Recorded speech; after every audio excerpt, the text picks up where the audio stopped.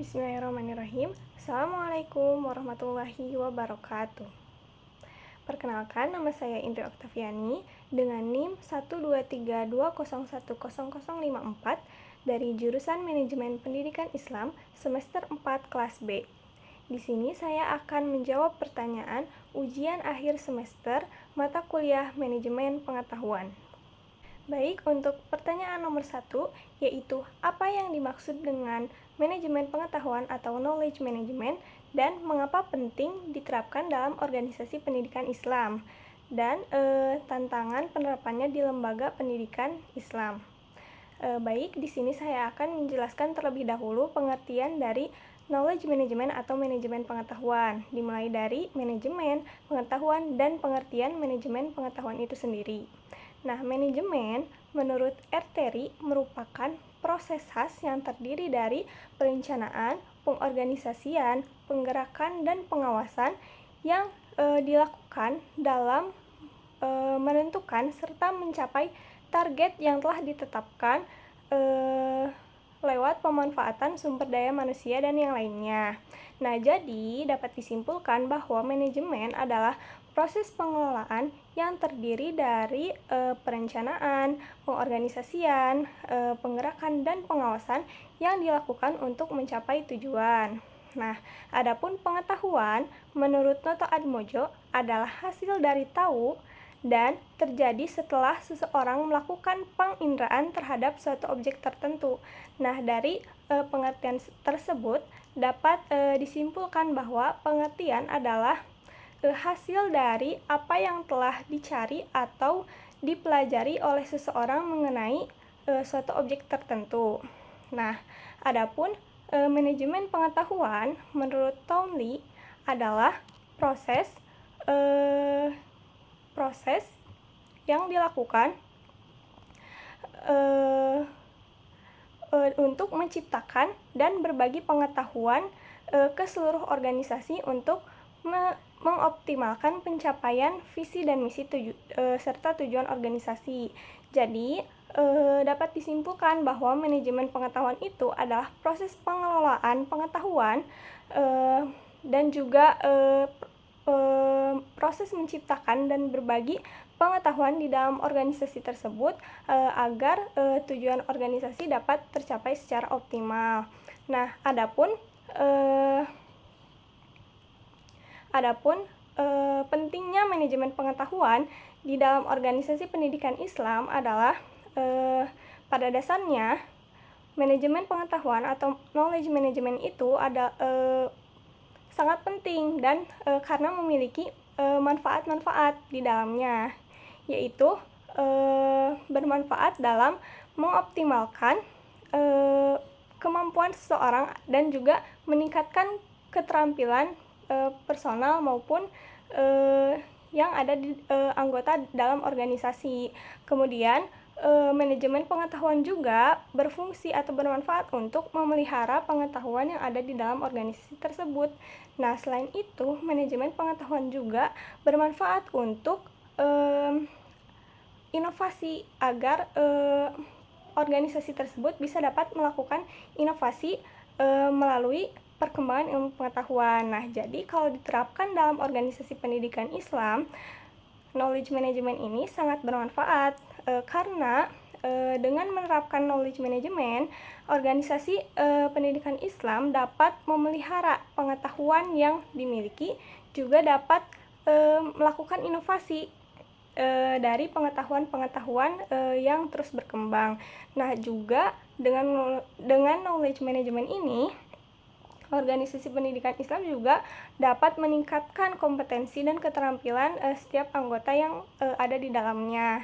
Seperti itu. Nah, adapun tantangan penerapan knowledge management di lembaga pendidikan ini, menurut pendapat saya sendiri adalah bisa datang dari faktor internal organisasi tersebut dan juga eksternal.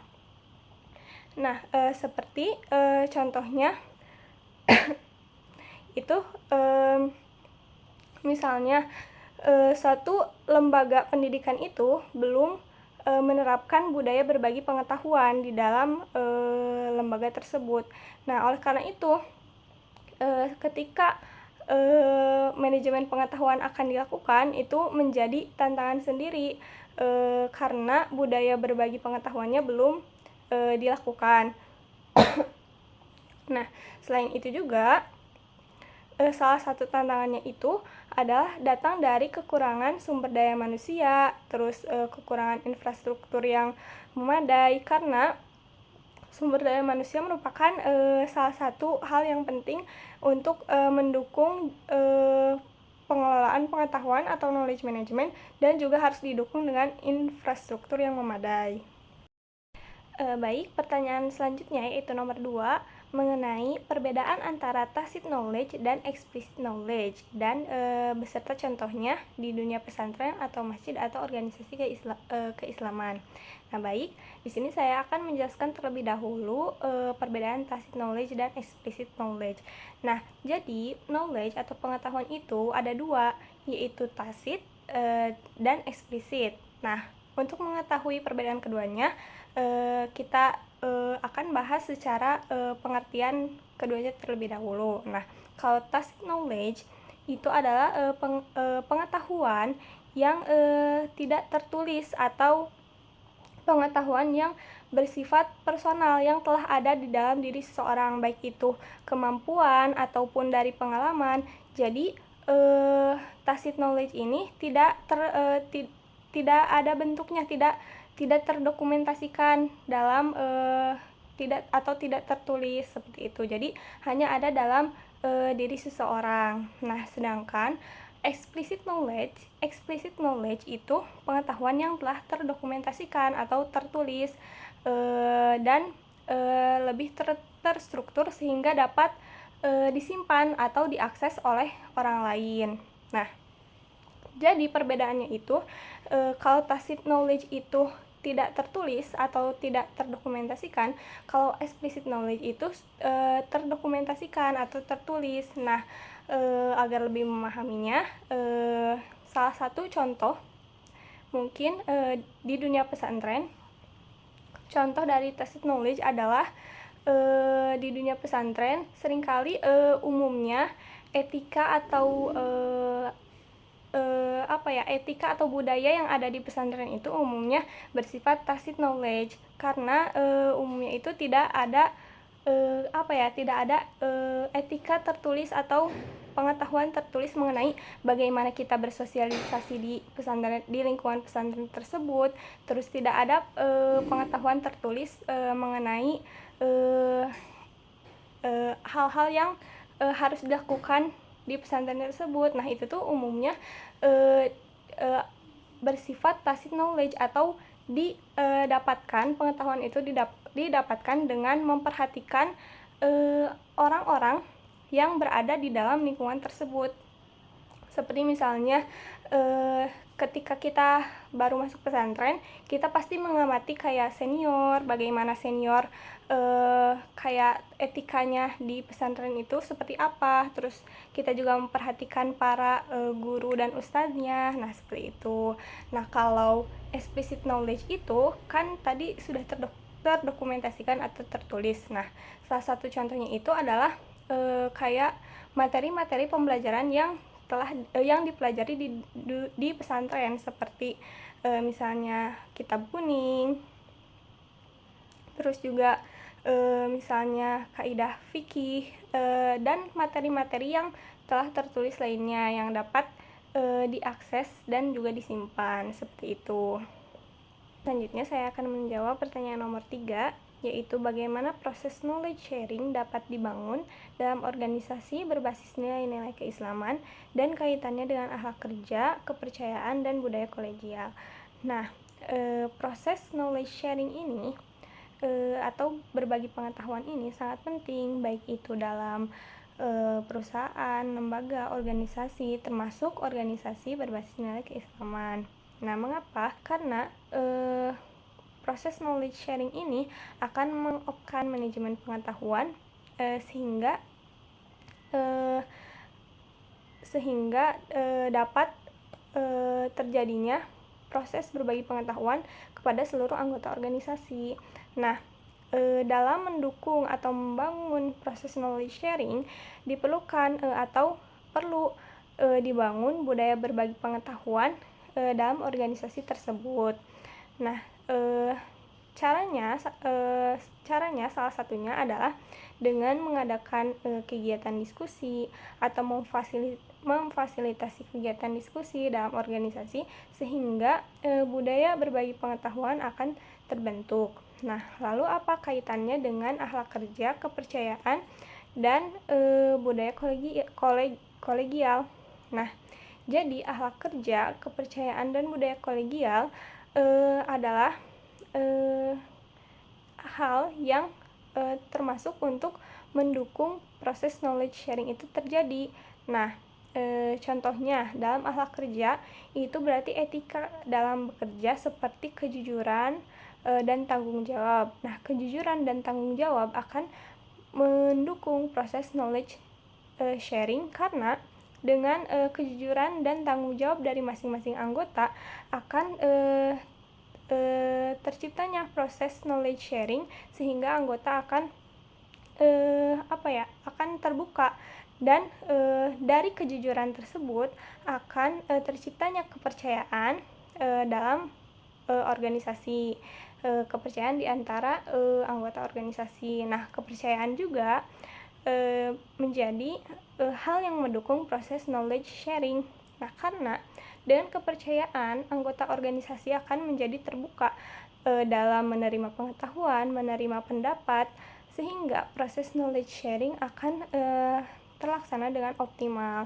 Nah, lalu budaya kolegial juga mendukung proses knowledge sharing karena budaya kolegial merupakan budaya kerjasama di antara anggota organisasi yang akan mendukung budaya berbagi pengetahuan karena dengan kerjasama setiap anggota organisasi melakukan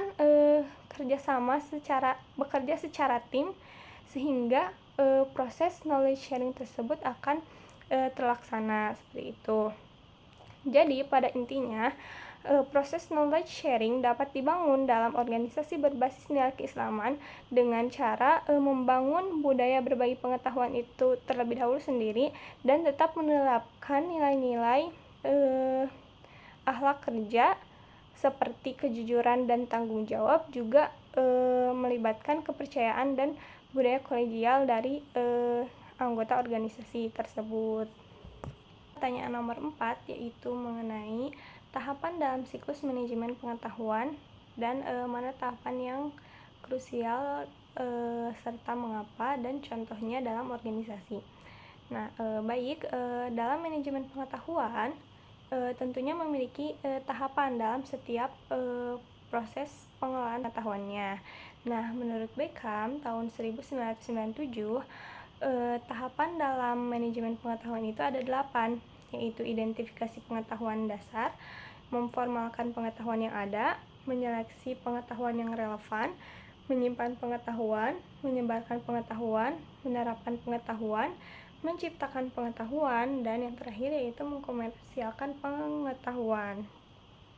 Nah, menurut saya sendiri ke-8 tahap ini itu sama-sama krusial, sama-sama penting, dan ke-8-nya memiliki peran tersendiri. Jadi jika disebutkan mana yang paling krusial, menurut saya sendiri semua tahap memiliki peran yang penting dan sangat krusial.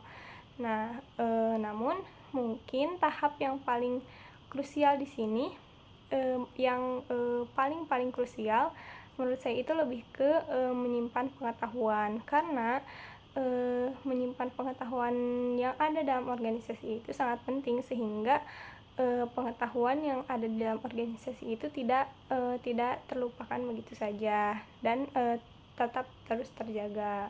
Nah, gitu. Jadi ke-8-nya sangat penting, namun menyimpan pengetahuan mungkin lebih krusial karena di dalam itu disimpan pengetahuan yang ada di dalam organisasi. Nah, kemudian contoh penerapannya dalam organisasi. Nah, mungkin di sini saya akan mengambil organisasi mahasiswa, di mana dalam organisasi mahasiswa pastinya ada pergantian periode, dan setiap periode pasti memiliki kegiatan-kegiatan yang akan dilakukan. Nah, dalam organisasi mahasiswa tentunya perlu dilakukan pengolahan pengetahuan atau manajemen pengetahuan dan 8 tahapan tersebut. Nah, seperti tahap yang pertama yaitu identifikasi pengetahuan dasar organisasi. Nah, jadi pengetahuan dasar yang ada dalam organisasi itu perlu diidentifikasi, seperti program kerjanya seperti apa, terus tuh kegiatan-kegiatan yang telah dilakukan apa aja, kegiatan yang wajib dilakukan setiap tahun apa, dan informasi-informasi dasar dalam organisasi tersebut. Nah, terus tuh tahap yang kedua memformalkan pengetahuan yang ada. Nah, ini juga tahap yang penting dalam organisasi di lingkup mahasiswa. Contohnya, nah, pengetahuan-pengetahuan yang telah diidentifikasi sebagai pengetahuan dasar tersebut harus diformalkan atau didokumenkan. Nah, seperti membuat dokumentasi program kerja sebelumnya, atau dokumentasi kegiatan organisasi, atau dokumentasi anggota sebagai informasi atau pengetahuan dasar di organisasi tersebut. Kemudian yang ketiga yaitu menyeleksi pengetahuan yang relevan. Contohnya, dalam pengumpulan, pendokumentasian, dan identifikasi pengetahuan yang sebelumnya itu dalam periode kepemimpinan periode yang saat ini perlu dilakukan seleksi pengetahuan yang relevan. Jadi pengetahuan yang masih relevan dalam organisasi hingga sekarang itu perlu untuk diseleksi dari tahun-tahun sebelumnya, sehingga pengetahuan yang ada itu tetap relevan di dalam organisasi tersebut. Nah, terus yang selanjutnya yaitu menyimpan pengetahuan. Nah, menyimpan pengetahuan juga sangat penting, karena pengetahuan dalam organisasi agar pengetahuan dalam organisasi tersebut tidak terlupakan begitu saja, tidak hilang begitu saja, sehingga hal-hal yang berkaitan dengan misalnya notulensi rapat atau laporan kegiatan atau laporan-laporan lainnya itu penting untuk disimpan. Nah, selanjutnya yaitu menyebarkan pengetahuan. Nah, menyebarkan pengetahuan juga tahapan yang penting dalam organisasi di lingkup mahasiswa. Nah, jadi dalam organisasi mahasiswa tersebut, pengetahuan yang ada di dalam organisasi tersebut harus disebarkan ke seluruh anggota organisasi, sehingga seluruh anggota organisasi mengetahui pengetahuan-pengetahuan yang ada dalam organisasi tersebut. Nah, terus selanjutnya yaitu menerapkan pengetahuan. Nah, pengetahuan-pengetahuan yang tadi telah diseleksi, terus disimpan dan disebarkan tuh harus diterapkan pula di dalam organisasi tersebut. Misalnya, evaluasi kegiatan sebelumnya itu diterapkan di dalam kegiatan sekarang, sehingga kesalahan yang terjadi di kegiatan sebelumnya itu tidak terjadi di kegiatan yang saat ini gitu. Jadi menerapkan pengetahuan dari kegiatan sebelumnya. Nah, yang ketujuh yaitu menciptakan pengetahuan. Contohnya, organisasi tersebut melakukan inovasi dari berbagai pengetahuan yang telah ada, sehingga misalnya menciptakan program baru, terus atau melakukan inovasi yang baru di dalam organisasi tersebut. Nah, yang terakhir yaitu mengkomersialkan pengetahuan. Nah, dengan cara bisa juga mengadakan pelatihan, terus juga bisa mempublikasikan kegiatan-kegiatan yang ada dalam organisasi, seperti itu. Selanjutnya, saya akan menjawab pertanyaan nomor 5, yaitu peran teknologi informasi dalam mendukung sistem manajemen pengetahuan. Nah, refleksikan juga potensi dan tantangan penggunaan teknologi di lembaga berbasis keagamaan.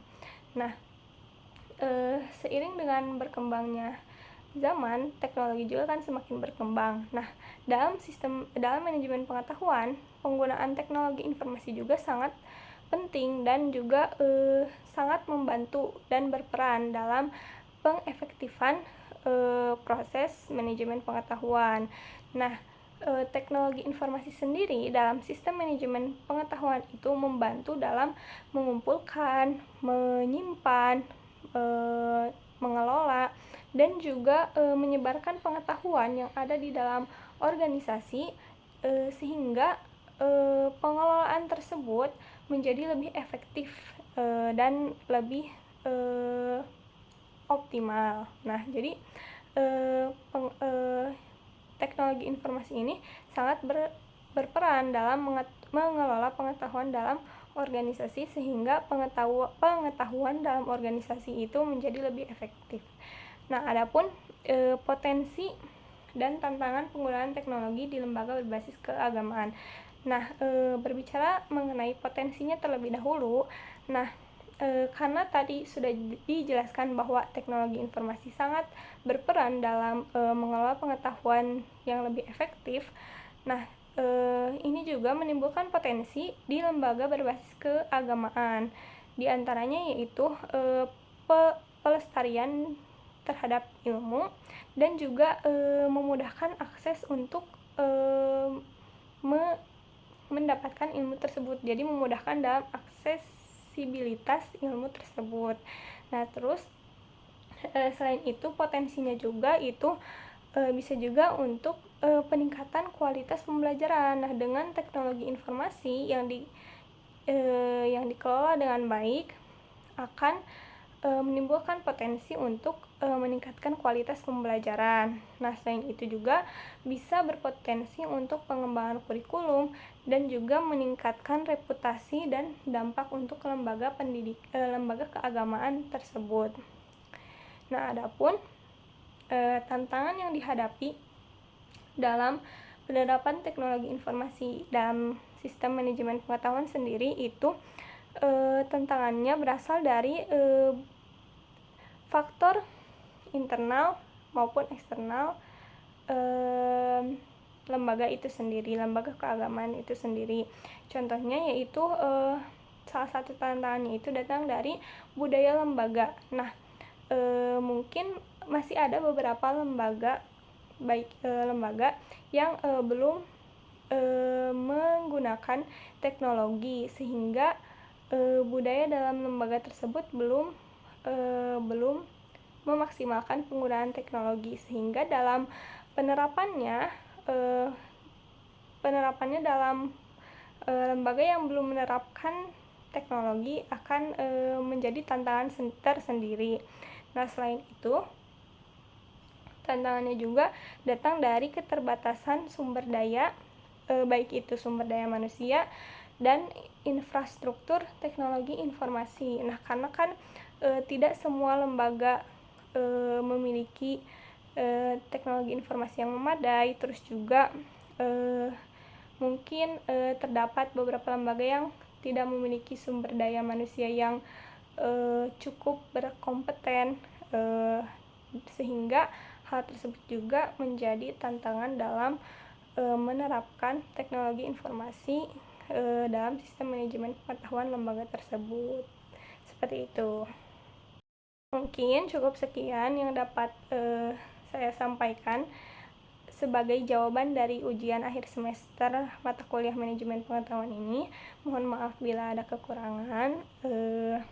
Terima kasih. Wassalamualaikum warahmatullahi wabarakatuh.